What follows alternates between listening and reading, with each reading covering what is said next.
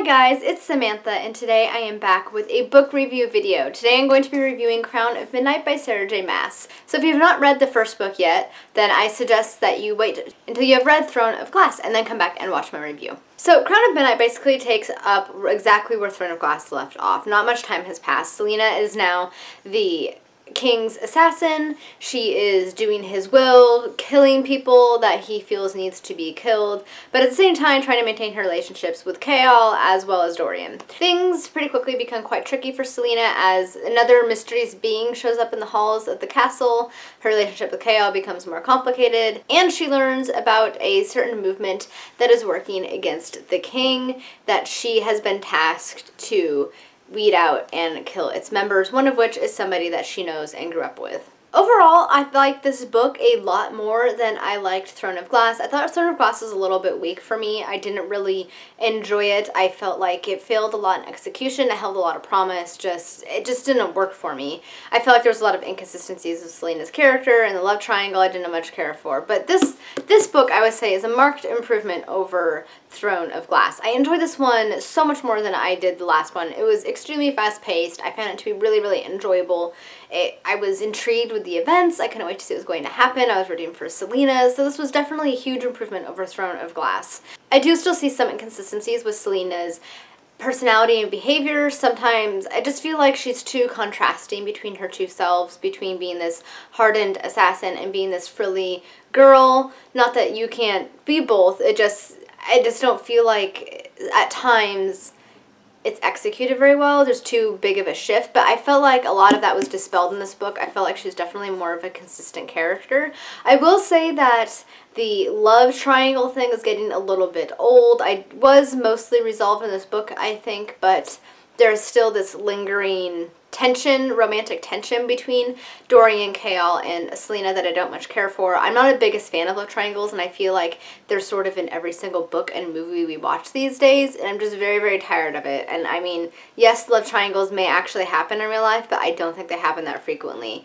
And I don't need there to be a love triangle in every book I read, or even a romance. I'm okay if there's not even a romance in a book. So that was getting a little bit old, though I think that it wasn't as bad or as noticeable as in the first book, which was something else that I really enjoyed about Crown of Midnight. I think that this one was a lot more fast-paced than the first one. I think that she was able to keep the plot going and keep it interesting and intriguing, which I really, really enjoyed, and it kept it it kept me really more invested in the story than I did in the first one. I wanted to keep reading, which I didn't feel when I was reading the first one. So I really, really enjoyed that. There were several plot twists in this book, which I thought were quite interesting.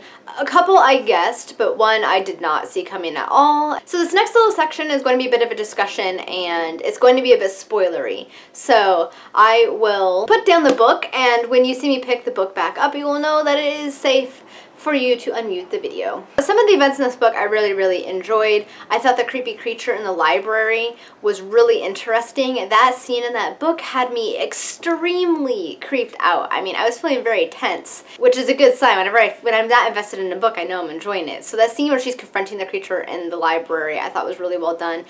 Sarah J. Maas is able to kind of capture that creepiness and make you feel it, which I think can be a hard thing to do, but I think she executed that wonderfully. I felt so creeped out in that scene when she was dealing with that creepy creature. Same thing with the scene with Archer when you find out about his betrayal. I intensely hated Archer at that point, and to have that large emotion when I read a book, I know that I'm reading a good book that I really enjoy, so that was another thing I really liked. I did like to see the relationship between Chaol and Selena grow in this book. Obviously, they started to love each other. I was a little bit annoyed at the end of the book because they just now sort of hate each other. Like, nothing was really resolved there, I think. I think she'll eventually try and forgive him, but I don't like it when love stories like this are kind of drug out over several books. I find that to be very wearying and tiring, so that I did not much care about in this book. I just wish the romantic tension would end and that she would either just choose one or choose the other one and it would just be over and that would be it, because when it gets drug out, I feel like it becomes very repetitive and it makes me not want to read it, and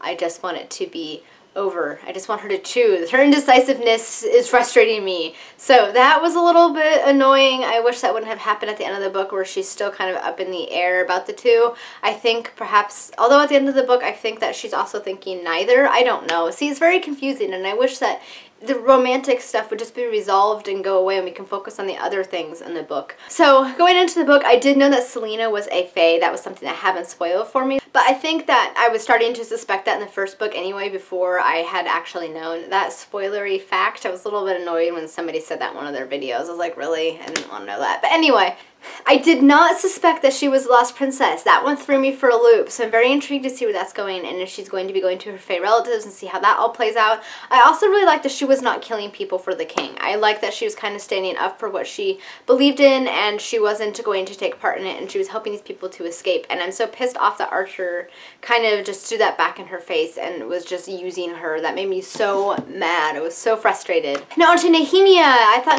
that I was not expecting at all. Nehemia's death really threw me for a loop. I was very sad because I liked Nehemia, although she was kind of frustrating me in this book. I think she was being a little overly harsh with Selena. Selena had been through a lot. I think in ways that even Nehemia wasn't even aware of, so I felt she was being a little overly harsh, but I would have liked to see that relationship play out more and see how they could have expanded upon that and see what would have happened. So I was very, very sad about Nehemia's death, and that was quite shocking as well.